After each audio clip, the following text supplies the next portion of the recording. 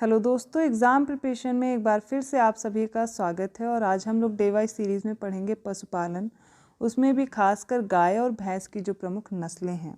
UPPSC से related आप किसी भी एग्ज़ाम की प्रिपरेशन कर रहे हो तो ये डे वाइज सीरीज़ आपके लिए इम्पॉर्टेंट है। डेली आप 1 बजे इस क्लास को देख सकते हैं और इसमें आपके एग्ज़ाम से रिलेटेड जीएस के जो भी सब्जेक्ट्स हैं, जितने भी टॉपिक हैं इंपॉर्टेंट आपके एग्ज़ाम में पूछे जाते हैं, वो सारे कवर करा रही हूँ।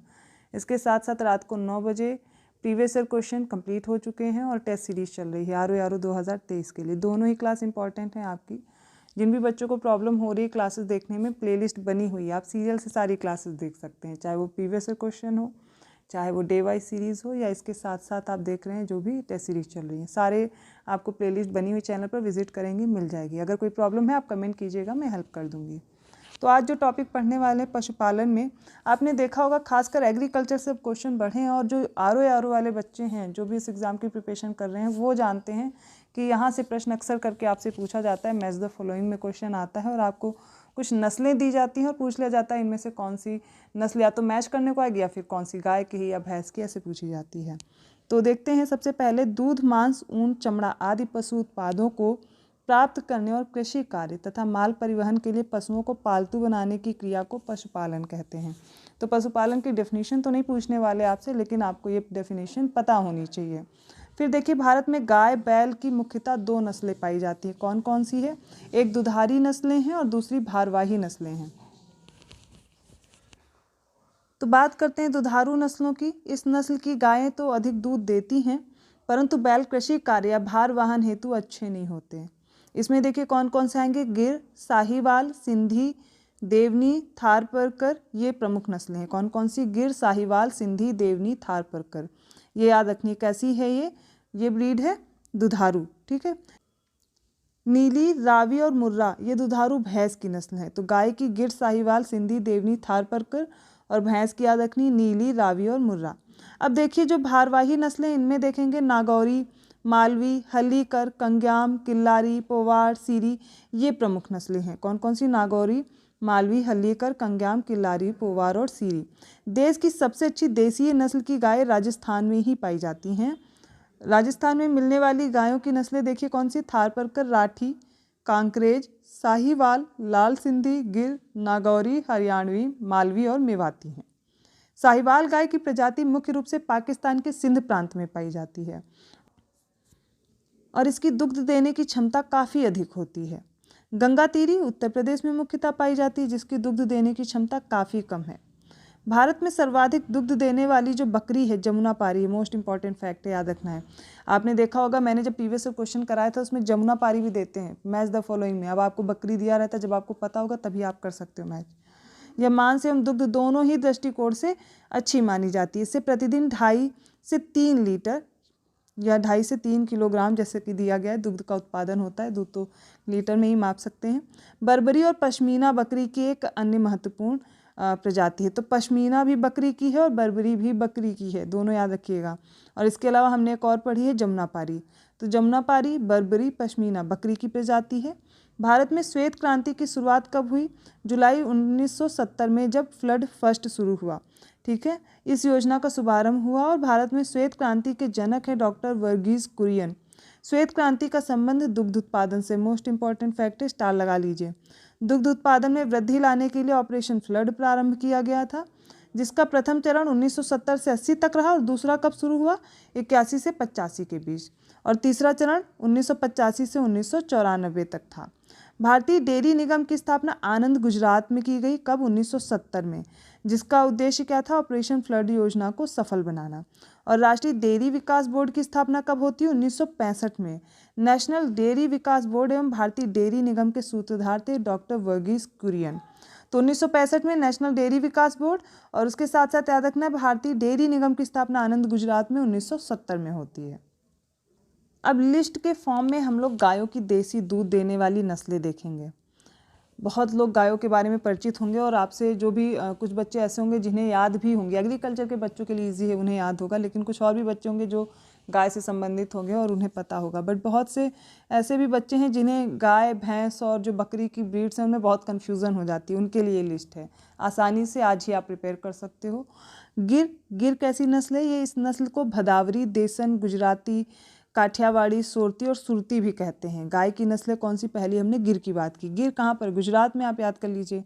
गुजरात में दक्षिण काठियावाड़ गिर के जंगलों में जन्मती है और महाराष्ट्र और साथ ही लगे राजस्थान में पाई जाती है। फिर बात करते हैं लाल सिंधी की। इस नस्ल को कराची और सिंधी और माही भी कहा जाता है।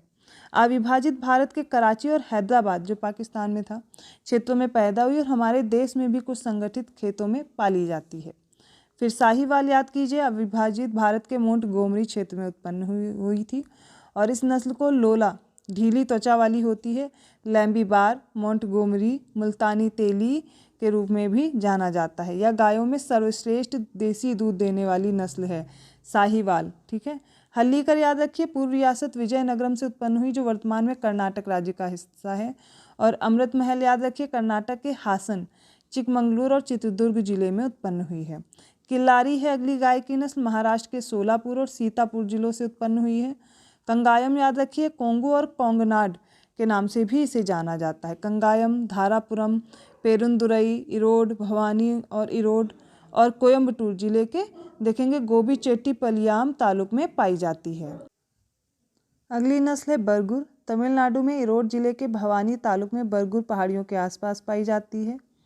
उम्बलाचेरी, इस नस्ल को जाति मादू, मोताई मादू, मलाई मादू, तेरकठी मादू नाम से, सब में मादू लगा हुआ है, तमिलनाडु के तंजावुर, तिरुवरूर और नागपट्टिनम में पाई जाती है, जिले हैं।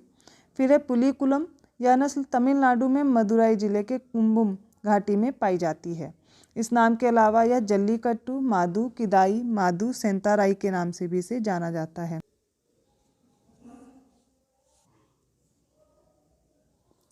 इस नाम के अलावा यह जल्लीकट्टू मादू, किदाई मादू, सेंताराई और इन्हीं नामों से इनको जाना जाता है। देखिए यहाँ पर आपको ये फैक्ट्स इसलिए याद कराए जा रहे हैं कि थोड़ी बहुत जानकारी रहे। इसके अलावा आपको सिर्फ नस्लें, जो गाय की नस्लें और भैंस की नस्लें हैं, इसके अलावा बकरी की नस्लें, नाम जरूर याद रखिएगा।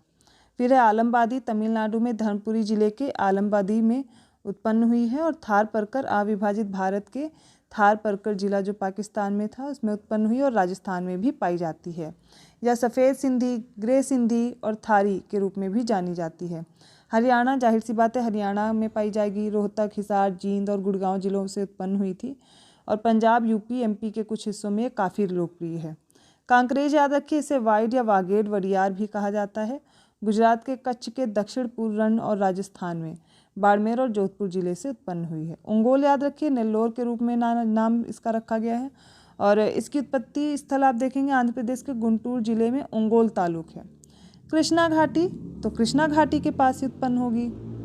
कर्नाटक की कृष्णा नदी के पानी की काली मिट्टी क्षेत्र में उत्पन्न हुई और इसे महाराष्ट्र के सीमावर्ती जिलों में भी पाया जाता है। फिर देवनी, यह नस्ल डोंगरपति, डोंगरी, बन्नेरा, बाघेड़, बालंक्या, शिवेरा के नाम से भी जानी जाती है। पश्चिमी आंध्र प्रदेश में उत्पन्न हुई और महाराष्ट्र राज्य के मराठवाड़ा क्षेत्र, कर्नाटक के निकटवर्ती भाग में भी इसे पाया जाता है। कौन कौन सी पढ़ी हैं? बरगुर, उम्बलाचेरी, पुलीकुलम, आलमबादी, थारपरकर, हरियाणा, कांकरेज, ओंगोल, कृष्णा घाटी और देवनी, ये सारी देसी नस्लें हैं। अभी विदेशी नस्लें देखनी है गाय की। विदेशी नस्ल में जर्सी सबने बहुत ज़्यादा सुन रखा होगा नाम। इसका उत्पत्ति स्थल जर्सी द्वीप, यूनाइटेड किंगडम है और दूध देने वाली गायों में सबसे छोटे आकार की ये नस्ल होती है। फिर होल्स्टीन फ्राइजियन, ये याद रखनी, नीदरलैंड के उत्तरी भाग से उत्पन्न हुई है, विशेष रूप से फ्राइसलैंड प्रांत में। और पूरे विश्व में गाय की सभी नस्लों में सबसे ज़्यादा दूध देने की क्षमता है इस गाय की। कितनी है? औसत दूध उत्पादन 7,000 से 6,000 किलोग्राम प्रति लैक्टेशन है। ब्राउन स्विस याद रखिए, स्विट्जरलैंड का पहाड़ी क्षेत्र है। ब्राउन स्विस उस नस्ल की उत्पत्ति स्थल है इसका, इसीलिए इसका नाम भी ब्राउन स्विस है। रेड डेन याद रखना है, इसकी उत्पत्ति स्थल है डेनमार्क। आयरशायर याद रखना है, उत्पत्ति स्थल है स्कॉटलैंड में आयरशायर और इसे सबसे सुंदर दुधारू डेयरी नस्ल माना जाता है। नेक्स्ट है गुएर्नसे, इसका उत्पत्ति स्थल फ्रांस का एक छोटा द्वीप है गुएर्नसे, वहीं की है। अब बात करेंगे भैंस की देसी नस्ल की। भैंस में आप देखेंगे कौन कौन सी, मुर्रा, सुरती, जाफराबादी, भदावरी, नीली रावी और भी हैं इसके साथ, मेहसाना, नागपुरी, टोडा। तो मुर्रा की बात करते हैं सबसे पहले।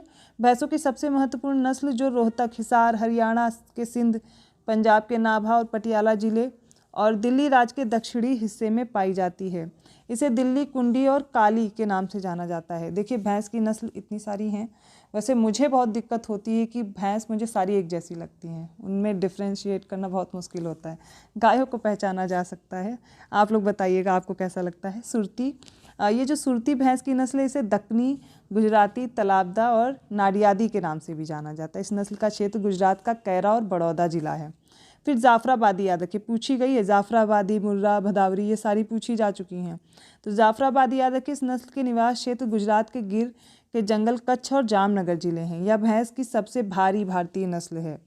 भदावरी याद करिए, इस नस्ल का गृह क्षेत्र उत्तर प्रदेश का आगरा और इटावा जिला और मध्य प्रदेश का ग्वालियर जिला है। नीली रावी, रावी नदी के आसपास इसका उत्पत्ति स्थल है, जैसा कि नाम में रावी है। और यह नस्ल पंजाब के फिरोजपुर जिले में सतलुज घाटी और अविभाजित जो भारत है इसके साहिवाल में पाई जाती है, पाकिस्तान का क्षेत्र।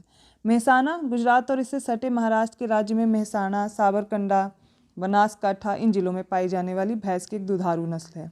फिर नागपुरी याद रखिए। इसके बाद नागपुरी में आप देखेंगे इस नस्ल को एलुचपुरी और बरारी भी कहा जाता है। इस नस्ल का निवास क्षेत्र महाराष्ट्र के नागपुर, अकोला और अमरावती जिला में है। इसके बाद टोडा याद रखिए, भैंस के नाम से ये जो टोडा नाम की है, नीलगिरी की पहाड़ियों में जनजाति टोडा इनके नाम पर रखा गया और ये अर्ध जंगली नस्ल है भैंस की। तो ये हो गई भैंस की देसी नस्ल।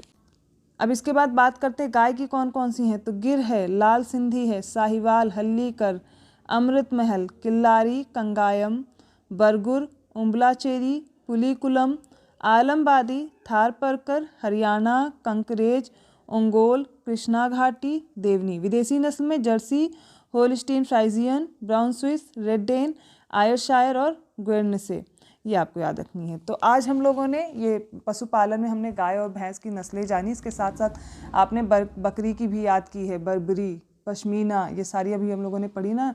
जमुनापारी, ये बकरी की नस्ल है। इस तरीके से याद रखिए। अदर वीडियोस के नोटिफिकेशन के लिए आपको बेल आइकन प्रेस करना है। और कैसी लग रही हैं आपको क्लासेस, जैसे कि टेस्ट सीरीज़ भी चल रही है और ये जो डे वाइज सीरीज़ है, आप अपना कमेंट ज़रूर कीजिएगा। और मिलती हूँ मैं नेक्स्ट क्लास में नेक्स्ट टॉपिक के साथ। तब तक के लिए धन्यवाद।